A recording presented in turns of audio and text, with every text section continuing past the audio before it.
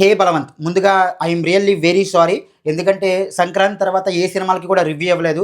Euphoria కానీ, ఫంకీకి కానీ, ఇంకా సీతా పైన లాంటి సినిమాలకు కూడా రివ్యూ ఇవ్వలేదు. వాటన్నిటికీ కూడా ఖచ్చితంగా సినిమాకి రివ్యూస్ ఇస్తాను.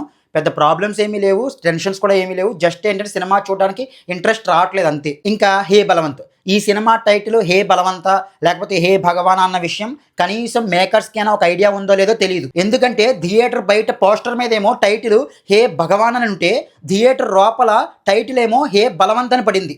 ఎందుకింత కన్ఫ్యూజన్? ఈ కన్ఫ్యూజన్ ఎంతవరకు వెళ్ళిందంటే, ఈ సినిమాకి దర్శకత్వం చేసిన గోపి అక్షరా గారికి తన కథ మీద ఏమాత్రం కూడా కన్విక్షన్ కానీ క్లారిటీ కానీ అస్సలు లేవు. ఈ సినిమా కథని ప్రధానంగా వ్యభిచారాన్ని బేస్ చేసుకుని రాసుకున్నారు. ఇలాంటి ఒక సెన్సిటివ్ సబ్జెక్ట్కి ప్రేమ హాస్యాన్ని జోడించి ఒక సినిమాగా తీయడం కత్తి మీద సాము లాంటిది. అది అందరి వల్ల సాధ్యం కాదు, ఈ సినిమా దర్శకుడి వల్ల కూడా సాధ్యపడలేదు. ప్రాబ్లం ఎక్కడ ఉంది అంటే, నోవేడేస్ సినిమా డైరెక్షన్ చేయాలనుకునే చాలా మంది దర్శకులు ఏదో కొత్తగా చెప్పేయాలని పిచ్చి పిచ్చి ఆలోచనలతో పిచ్చి పిచ్చి కథలు రాసుకుంటున్నారు. కానీ దర్శకులు అర్థం చేసుకోలేకపోతున్న విషయం ఏమిటంటే, కథలు కాదు కొత్తగా ఉండాల్సింది, కథల్ని చూపించే విధానం కొత్తగా ఉండాలి. ఈ సినిమాలో ఎగ్జాక్ట్గా అదే జరిగింది. చిన్నప్పటి నుంచి కూడా తన తండ్రి ఏదో పెద్ద గొప్ప వ్యాపారవేత్త అని ఫీల్ అయిపోతున్న కొడుక్కి తన తండ్రి చేస్తున్న వ్యాపారం ఒక బ్రోతల్ హౌస్ అని తెలియడం ఏదో కొత్త పాయింట్ అనుకున్నాడు దర్శకుడు. మేబీ ఈ పాయింట్ కొత్తగానే ఉంది, కానీ ఈ పాయింట్తో తీసిన సినిమా మేకింగ్ చాలా రొటీన్గా ఉంది. హీరో ఇంట్రడక్షన్ దగ్గర నుంచి హీరోయిన్ ఇంట్రో,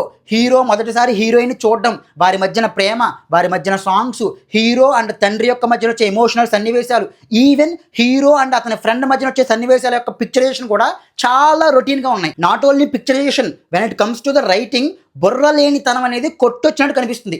ఎవరిని తక్కువ చేయాలని కాదు, కానీ ఏదో చదువుకోలేని వ్యక్తి కథ రాస్తే ఎలా ఉంటుందో అలా ఉంది కథ. దానికి తోడు సీరియస్ సిచ్యువేషన్ని ఆక్వర్డ్ చేసి ఆ ఆక్వర్డ్నెస్ మధ్యన కామెడీ పండించాలి అనుకున్నారు. అది చాలా ఇరిటేటింగ్ అనిపించింది. అండ్ సినిమా విపరీతమైన ల్యాగ్. నువ్వు ఇక్కడికి ఎందుకు వచ్చావు అని అడిగితే ఇందుకోసం వచ్చాను అని డైరెక్ట్గా చెప్పకుండా క్వశ్చన్కి ఆన్సర్కి మధ్యన ఓ 100 సొల్లు డైలాగులు ఉంటాయి. ఇంకా వీటన్నిటికీ తోడు డైలాగ్స్ మన వాళ్ళకి మామూలు సినిమాల్లోనే డబుల్ మీనింగ్ డైలాగ్స్ అలవోకగా వచ్చేస్తాయి. అలాంటిది ఈ సినిమా తీసిందే ఒక బ్రోతల్ హౌస్ కాన్సెప్ట్ మీద. ఇంకా డబుల్ మీనింగ్ డైలాగ్స్కి ఏమైనా కొద ఉంటుందా? బలుబులు కంపెనీ అనుకుంటే బుడగల కంపెనీ అయ్యిందని, ఒళ్ళు దాచుకోకుండా పనిచేసే ఆడవాళ్ళని, స్మాల్ స్కేల్ బిగ్ స్కేల్ అని, కుటీర పరిశ్రమ అని, ఇలా చాలా డబుల్ మీనింగ్ డైలాగులు వాడేరు సినిమా అంతా. ఇవన్నీ అసలు ప్రాబ్లమే కాదు.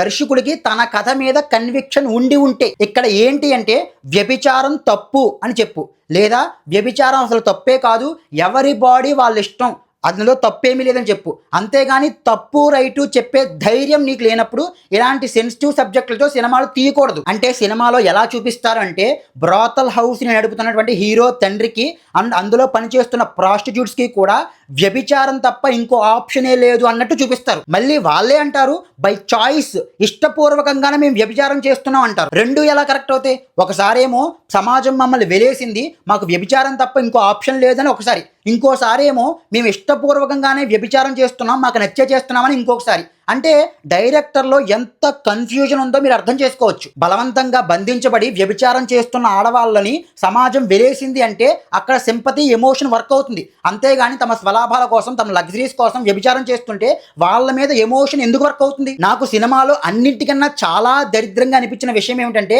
నరేష్ గారి క్యారెక్టర్ ఇచ్చే పనికిరాని ఎలివేషన్స్. ఒక సిఏ, ఒక సర్కిల్ ఇన్స్పెక్టర్ హీరో దగ్గరికి వచ్చి, నీ తండ్రి బ్రోతల్ హౌస్ నడపగా వచ్చిన డబ్బుతో ఎంతో మంది జీవితాల్లో వెలుగు నింపాడు అంటాడు.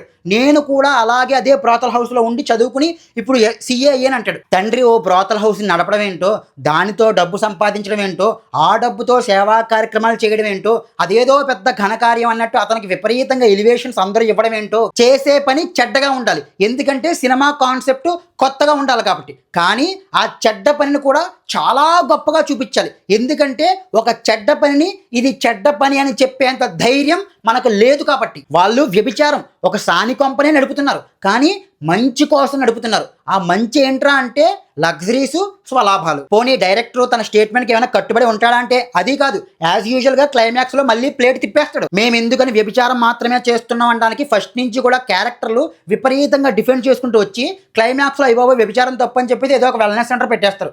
ఆ మాత్రం దానికి ఫస్ట్ నుంచి అంతలాగా డిఫెండ్ చేసుకుంటూ రావడం ఎందుకు? నేను ఇక్కడ వ్యభిచారం తప్పనో లేదా వ్యభిచారం చేసే వాళ్ళని కించపరుస్తూనో మాట్లాడడం లేదు. కేవలం డైరెక్టర్ యొక్క నో కన్విక్షన్ గురించి మాత్రమే మాట్లాడుతున్నాం. సమాజం దృష్టిలో తప్పుగా భావించే వ్యభిచారాన్ని డిఫెండ్ చేస్తూ ఒక సినిమా తీయాలంటే యాజ్ ఏ డైరెక్టర్గా మీకు చాలా కన్విక్షన్ అండ్ మోర్ ఇంపార్టెంట్గా ధైర్యం చాలా ఉండాలి. ఆ రెండు కూడా మీకు లేవు. అందుకే ఈ సినిమా ఎలా ఉంది. ఇంకా టెక్నికల్గా కూడా ఈ సినిమా చాలా పూర్గా ఉంది. ఆర్టిఫిషియల్ అట్టముక్కలతో ఏదో క్లైమాక్స్లో హీరోకి హీరోయిన్ ఫాదర్కి మధ్యన ఒక ఎమోషనల్ సీన్స్ని ఏదో ఒక గుడి సెట్ వేశారు. దానికన్నా నిజంగా వెళ్ళి ఒక రియల్ దేవాలయంలో తీస్తే ఇంకా చాలా రియల్గా ఉండేది.